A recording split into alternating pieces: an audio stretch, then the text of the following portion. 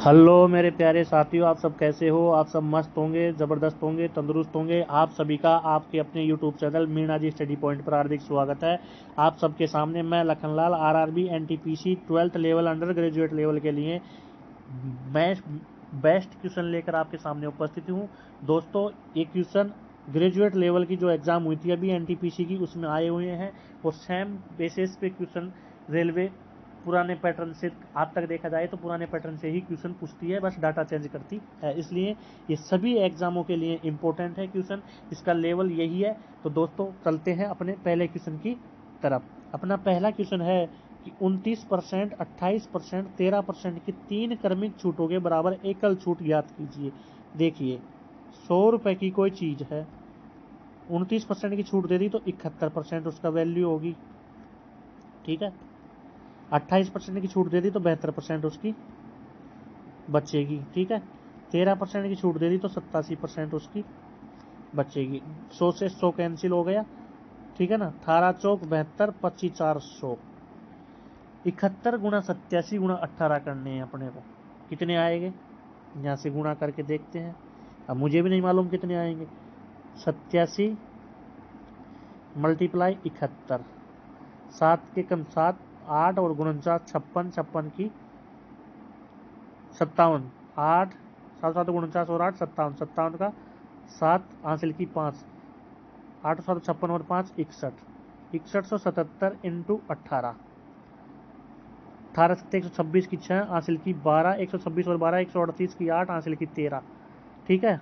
18 और 13 31 का 1 हासिल की 3, 18 छक्की 108 और 3 111, ठीक है।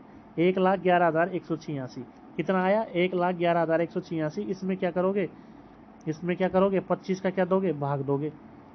25 का भाग देने पर 25 400, 25 400, 11 बच गए 111, 25 400, फिर 11 बच गए 118 हो गया, फिर 25 400, फिर कितने बच गए, 18 बच गए 186, 186, ठीक है। 25 सत्ते 25 400, 11 बच गए, फिर आगे से एक उतरा 111, 25 400, 11 बच गए, 8 उतारा 118, 25 400, ठीक है। 25 400। अब आते हैं 25 सत्ते 175, 25 सत्ते 175, ठीक है। 25 सत्ते 175, 186 में से 175 गया तो क्या बच गए 9, ठीक है ना। 4 5 11, 111 बच गए, वापिस कितना 4 बार 44.47, 44.47 यहाँ से इसको काटने पर क्या आया 44.47, 44.47 डबल जीरो ये लगा दिया, ठीक है। 44.47 आ गया ना। तो 100 माइनस 44.47 करोगे तो आप कितना आएगा यहाँ से 53, 55.53, 55.53। Option number B is right answer. कितना आएगा यहाँ से 55.53, 55.53, ठीक है दोस्तों। इसके लिए एक सूत्र भी होता है कि x plus Y plus Z bracket बंद X plus Y plus Z बटे 100 plus minus X Y in plus X Y plus में आएगा एक्स वाई वाई एक्स और जेड एक्स बटे 10,000। अगले क्वेश्चन की तरफ चलते हैं। अगला क्वेश्चन है कि एक व्यक्ति को प्रति माह 2580 वेतन मिलता है, प्रत्येक महीने 2580 रुपये उसको मिलते हैं। वह हर महीने अपने वेतन का 45% बचाता है तो कितना खर्च करता है, और खर्चा ही अपने से पूछा जा रहा है। 55% खर्च करता है तो 2580 का क्या पूछ रहा है, ये 55% ही तो पूछ रहा है अपने से, 55% ही तो पूछ रहा है। तो इसको क्या दिक्कत है, 11 5 55, 20 पंजे 100, 0 से 0, 2 से इसको काट दिया 129 बार, 129 इंटू 11, 11 9 99, हासिल की 9, गर्दुना 22 और 9 31 का 1 लास्ट में 19, एक ही ऑप्शन में आ रहे हैं 1419, ठीक है दोस्तों। अगले क्वेश्चन की तरफ चलते हैं और अगला क्वेश्चन कहता है, क्या कहता है कि तीन संख्याएं 8 2 और 1 के अनुपात में है और उनका एलसीएम 7552 है, तो एचसीएफ ज्ञात कीजिए। तो 8x 2x इंटू एक्स बराबर 7552। तो संख्या क्या होगी, संख्या का मल्टीप्लाई कितना हो गया 16x, ठीक है ना। 8 दूनी 16, संख्याओं का क्या करना है यहाँ पे मल्टीप्लाई करना है, ठीक है।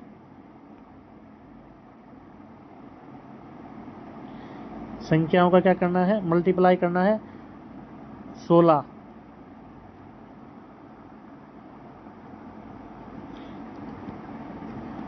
16 का भाग दे दो इसमें 7552। 7552 में 16 का भाग दिया तो 16 चौकू 64, कितना बच गया, 6 5 11 115, 16 7 112, 3 बच गया 32, 16 दूना 32, 472। Option C is right answer. 7552 में कितने का भाग देना है, 16 का ही भाग देना है। ये क्या आ गया इसका, HCF आ गया। ये क्या आ गया इसका, HCF आ जाएगा। ठीक है दोस्तों, अगले क्वेश्चन की तरफ चलते हैं। और अगला क्वेश्चन क्या कहता है, अगला क्वेश्चन क्या कहता है,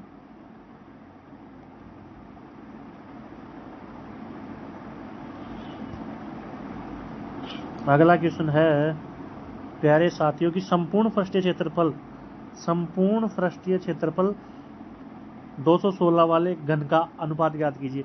घन का संपूर्ण पृष्ठीय आयतन ज्ञात कीजिए। घन का संपूर्ण पृष्ठीय क्षेत्रफल 216 है और तो इसका आयतन क्या होगा। तो घन का संपूर्ण पृष्ठीय क्षेत्रफल का फॉर्मूला क्या होता है, 6a²। घन का संपूर्ण पृष्ठीय क्षेत्रफल 6a² होता है। और ये कितना दिया हुआ अपने को, 216 दिया हुआ है। 6 से 36 बार a² बराबर क्या आता है 36। a की वैल्यू क्या आती है यहाँ से 6। ठीक है, अब इसका आयतन क्या होता है, आयतन होता है a³। वही 6 का क्यूब कर दो, वही वापस कितना आ जाएगा 216 सेंटीमीटर क्यूब आंसर आ जाएगा। अगले क्वेश्चन की तरफ चलते हैं। और अगला क्वेश्चन क्या कहता है, यदि a² + b² बराबर 83 है, a × b बराबर 6 है, a b से बड़ा है, तो a - b और अपॉन a + b का मान याद कीजिए। तो देखिए क्या होता है, a - b upon a + b बराबर क्या आएगा,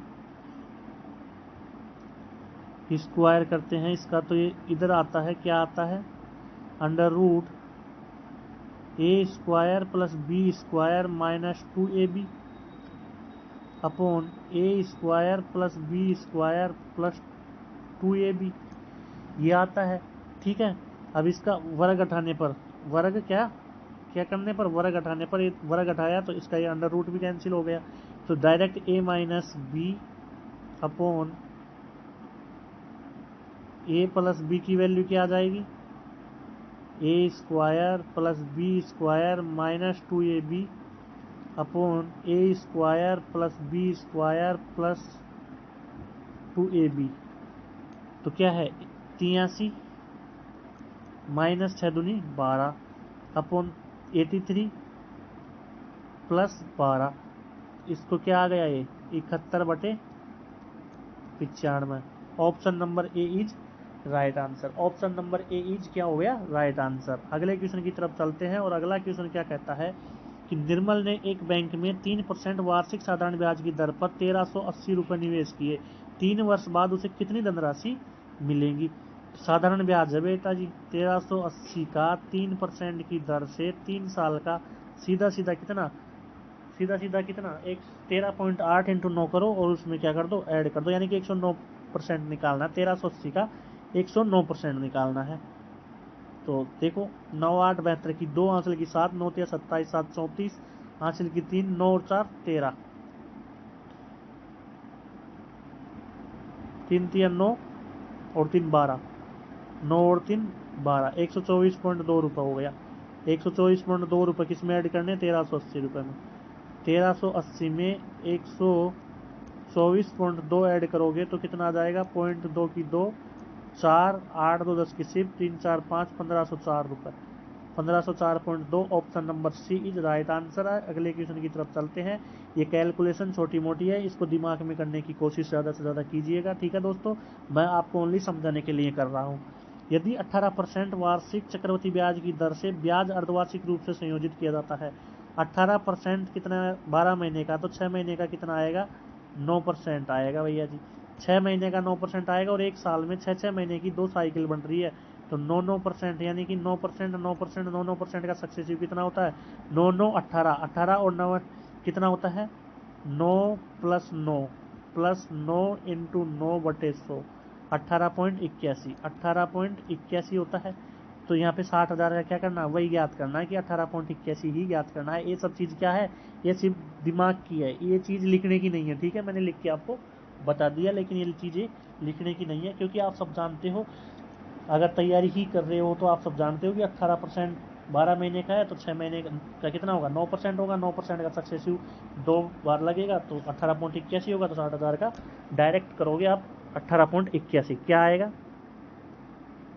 60,000 का 18.81 बटे 00 और ये 0.28 इसके 00, 4 जीरो से 4 जीरो कैंसिल, 1881 इंटू 6 कर दोगे, डायरेक्ट कितना आ जाएगा। अंतिम अंक इकाई अंक 6 आ रहे हैं, 2 जगह आ रहे हैं तो मल्टीप्लाई करना पड़ेगा। तो 6 एकम 6, 6 अंटे 48 का 8, हासिल की 4, 6 अंटे 48 4 52, हासिल की 5, 6 5 कितना हो जाएगा, 6 अंटे 286 आ रहे ना। 60,000 का 118.8 करना पड़ेगा, ठीक है। 71,286 इसका क्या आ गया, राइट आंसर आ गया, ठीक है। उसमें ऐड करना है ना, तो 6 एकम 6, 6 अंटे 48 का 8, हासिल की 4, 6 अंटे 48 4 52 का 2, हासिल की 5, ठीक है। 6 5 11 का 1, हासिल की 1, 6 और 1 7, 71,286 राइट आंसर, ठीक है दोस्तों। अगला क्वेश्चन है कि 99 किलोमीटर पर आवर की चाल से चलने वाली ट्रेन ए को विपरीत दिशा में 72 किलोमीटर पर आवर की चाल से चलने वाली ट्रेन बी को पूरी तरह पार कर देती है। पहली कंडीशन पे आते हैं अपन। पहली कंडीशन क्या कहती है, तो 99 किलोमीटर पर आवर की ट्रेन है, इसको बेटा जी 5/18 करके मीटर पर सेकंड में करो। 9 दूनी 18, 11 9 99, 55/2 kilometre per hour, 55/2 metre per hour यानी कि 27.5 मीटर पर सेकंड, 27.5 मीटर पर सेकंड आ गई। अब आते हैं कंडीशन नंबर 2।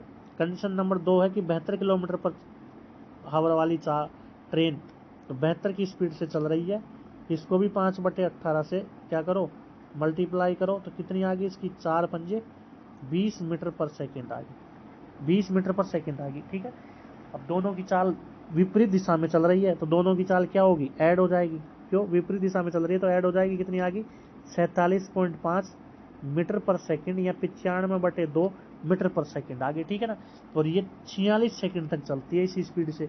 तो क्या करो, क्या करो, देखिए एक ट्रेन की लंबाई एल है, आगे क्वेश्चन में कह रहा है दूसरे की क्या है, डेड एल है।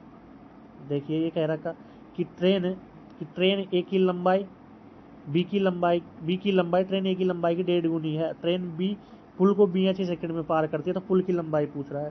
पहले तो इसकी लंबाइयां ज्ञात कीजिए, कैसे ज्ञात करोगे, दोनों की चाल कितनी है, 95/2 मीटर पर सेकंड, और कितने मीटर तक चलती है ये, कितने मीटर तक चलती है, 46 सेकंड, 46 सेकंड तक चलती है। कितने टाइम तक चलती है, 46 सेकंड तक चलती है।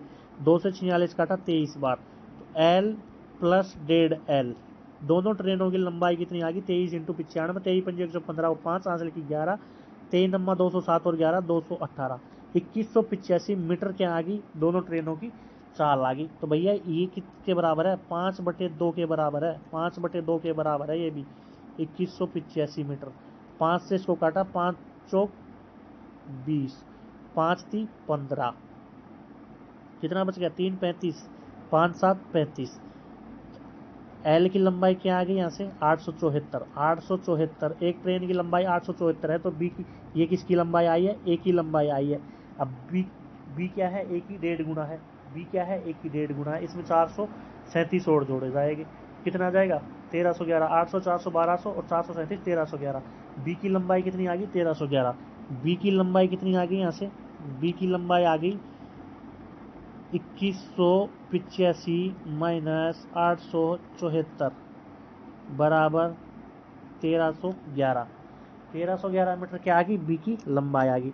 अब क्वेश्चन में कह रहा है कि बी 1311 मीटर तो है ही, बी 1311 मीटर तो है ही, इसके साथ में पुल और पार करती है, 1311 प्लस में ब्रिज बराबर 20 मीटर पर सेकंड की चाल से चलती है। और कितनी देर तक चलती है, क्योंकि चाल यहाँ पे कितनी आई थी इसकी, 20 मीटर पर सेकंड, 82 सेकंड तक चलती है।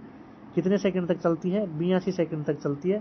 तो 82 दूना कितना होता है? 164, 1640 मीटर हो जाता है। तो 1311 प्लस ब्रिज की लंबाई कितनी होगी?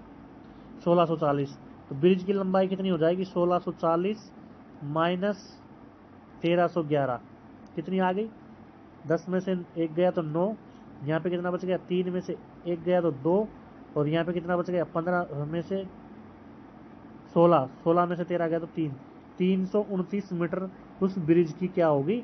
लंबाई होगी। 329 मीटर उस ब्रिज की लंबाई हो गई। ठीक है दोस्तों, अगले क्वेश्चन की तरफ चलते हैं। इसमें भी आधा ही अपने को दिमाग में करना था, आधा इसमें लिख कर करना था। तो एक त्रिभुज है, शीर्ष A1 4, B 7 8, C 10 और 12 वाले त्रिभुज के केंद्र के निर्देशांक क्या होंगे? ये त्रिभुज है, ठीक है, इसके केंद्र के निर्देशांक क्या है? ये x y, ये x1 y1 x2 y2 और ये x3 y3, ठीक है। और केंद्र के निर्देशांक क्या होते हैं? केंद्र के निर्देशांक होते हैं x1 plus x2 plus x3/3, ठीक है ना, और y1 plus y2 plus y3/3। तो क्या करो, 7 और 1 8 और 10 28, 8 और 10 18, 18/3 क्या आ गया? x3 क्या आ गया? 6। और ये कितना है? 4 और 8 12 और 12 24, 12 और 12 24, 24/3 कितना आ गया? 8। तो इसका राइट आंसर कितना आ गया? 6 और 8, 6 और 8 ऑप्शन नंबर ए। ठीक है दोस्तों, अगले क्वेश्चन की तरफ चलते हैं। अगला क्वेश्चन है और आज का अंतिम क्वेश्चन है कि एक सीढ़ी दीवार के सहारे टिकी हुई है। एक सीढ़ी है जो दीवार के सहारे टिकी हुई है और ये 30 डिग्री का कोण जमीन से बना रही है। कितने डिग्री का? 30 डिग्री का। और अपने से पूछी क्या है इसकी दीवार, यदि सीढ़ी 8 मीटर की है, ये कितने की है? 8 मीटर की है, तो दीवार की कितनी ऊंचाई तक जाएगी? अपने को इसकी ऊंचाई पूछी है। ये कितने डिग्री का है? 60 डिग्री का, क्योंकि ये है 90 डिग्री का। ठीक है, यहाँ से चलते हैं। 30 डिग्री के सामने 1 होता है, 60 डिग्री के सामने √3 होता है, तो 90 डिग्री के सामने क्या होता है? 2 होता है, 2 होता है। 2 की वैल्यू कितनी दे रखी है? 8, कितने गुना? 4 गुना। पूछा क्या रहा है? दीवार पर यह कितनी ऊंचाई तक जाती है, तो इसकी तो वैल्यू पूछी है। इस एक की वैल्यू कितनी आ जाएगी? 4 मीटर। इस एक की वैल्यू कितनी आ जाएगी? 4 मीटर। Option A is right answer. तो सभी को थैंक यू, आज के लिए यहीं तक। सभी को थैंक यू। मोस्ट क्वेश्चन थे, क्वेश्चन मोस्ट बेस्ट क्वेश्चन थे। तो दोस्तों आप सभी चैनल को क्या कीजिए? सब्सक्राइब कीजिए रोज क्लास देखने के लिए। और आपको धीरे धीरे इस पर और भी कुछ मिला करेगा, साइंस वगैरह के क्यूज वगैरह, ठीक है ना, जीके वगैरह के क्यूज वगैरह। तो आप चैनल को ज़्यादा से ज़्यादा सब्सक्राइब कीजिए, ज़्यादा से ज़्यादा शेयर कीजिए और हमें बताइए कमेंट करके कि हम आपके लिए अच्छा और क्या कर सकते हैं। ठीक है दोस्तों, तो सभी को Ram Ram, thank you, bye bye, take care, okay.